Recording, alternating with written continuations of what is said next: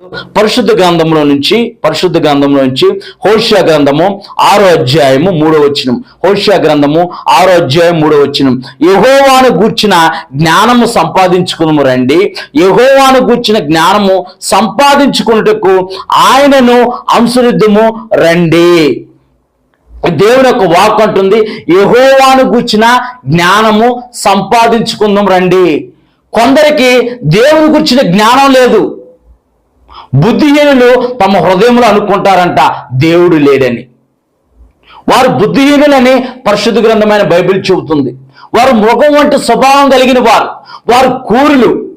వారు తమ పడకల మీదనే దేవుణ్ణి దూషిస్తూ, మహాత్ముల్ని దూషిస్తూ, వారి హృదయంలో దురాలోచనలు కలిగి ఎదుటి వారి మీద పగను పెంచుకునేవారని పరిశుద్ధ గ్రంథమైన బైబిల్ చెబుతుంది. దేవుని గురించిన జ్ఞానం కొందరికి లేదు. దేవుని రాజ్యము మాటలతో కాదు, శక్తి అయి ఉందని పరిశుద్ధ గ్రంథమైన బైబిల్ చెబుతుంది.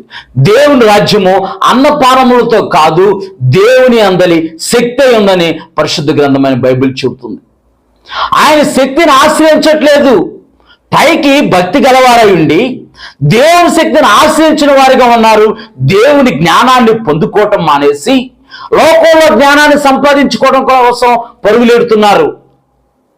దేవుని యొక్క వాక్ అంటుంది, జ్ఞానాధారము నేనే, జ్ఞానానికి మూలం నేనే, జ్ఞానానికి అధిపతి నేనే అని దేవుడు అంటే, దేవుని గురించిన జ్ఞానం సంపాదించుకోవటం మానేసి పరిశుద్ధ గ్రంథం యొక్క దేవుని యొక్క వాక్ అనే జ్ఞానాన్ని సంపాదించుకోవటం మానేసి లోకంలో ఉన్న జ్ఞానం సంపాదించుకోవడానికి పరుగులెడుతున్నారు.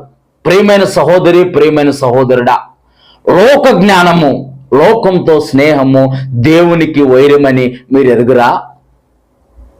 లోకంతో స్నేహము దేవునికి వైరము. దేవుడు నీ స్నేహాన్ని కోరుకోవాలనుకుంటుంటే దేవుని అందరి జ్ఞానము నీవు సంపాదించుకొని దేవుని దీవెనలు, దేవుని ఆశీర్వచనాలు నీవు పొందుకొని నీవు ఆయనలో నాటబడి నీవు 30దంతులుగాను 60దంతులుగాను 100దంతులుగా ఫలించాలని దేవుడు ఆకాంక్షిస్తుంటే, దేవుడి ఆకాంక్షని, దేవుడి ఆలోచనల్ని, దేవుడి ప్రణాళికల్ని నువ్వు పక్కకు పెట్టేసి దేవుని గురించిన జ్ఞానం సంపాదించుకోకుండా లోకంలో ఉన్న జ్ఞానాన్ని సంపాదించుకోవాలని పరుగులెడుతున్నావేమో. లోకం యొక్క జ్ఞానము ఒకానొక రోజు నశిస్తుంది, కానీ దేవుని యొక్క మాటలు ఎన్నటికీ నశించవు. దేవుని యొక్క పరిశుద్ధమైన నామానికి మహిమ కలుగును గాక. యెహోవాను గూర్చిన జ్ఞానము సంపాదించుకుందాము రండి అంటున్నాడు ఇక్కడ. యెహోవాను గూర్చిన జ్ఞానం సంపాదించుకున్నటకు ఆయన అనుసరిద్దాము రండి. ఆయన మాటలను అనుసరించాలి, ఆయన ఆజ్ఞలు కట్టడలు మనం గైకొనాలి.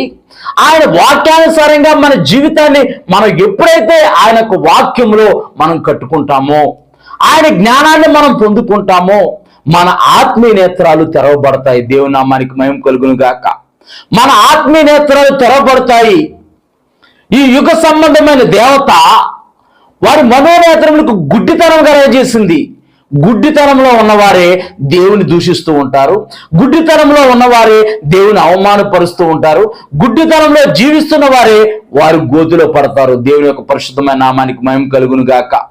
నీవు ఆ పాపపు గోతిలో పడకుండా నిన్ను ప్రత్యేకపరిచి దేవుడు తన కృపచేత నిన్ను ఎన్నుకుంటే, నీవు దేవుని గురించిన జ్ఞానం సంపాదించుకోకుండా లోక జ్ఞానాన్ని సంపాదించుకోవాలని పరుగులెడుతున్నావేమో. ప్రియమైన సహోదరి, ప్రియమైన సహోదరుడా, లోక జ్ఞానము ఒకానొక రోజు నశిస్తుంది. దేవుని యొక్క జ్ఞానమైన ఆయన మాటలే నిరంతరం ఉంటాయని పరిశుద్ధ గ్రంథమైన బైబిల్ చెబుతుంది. యెహోవాను గురించిన జ్ఞానము నీవు సంపాదించుకుంటే నీ జీవితంలో ఏం జరిగిద్దో చూద్దాం ఒకసారి.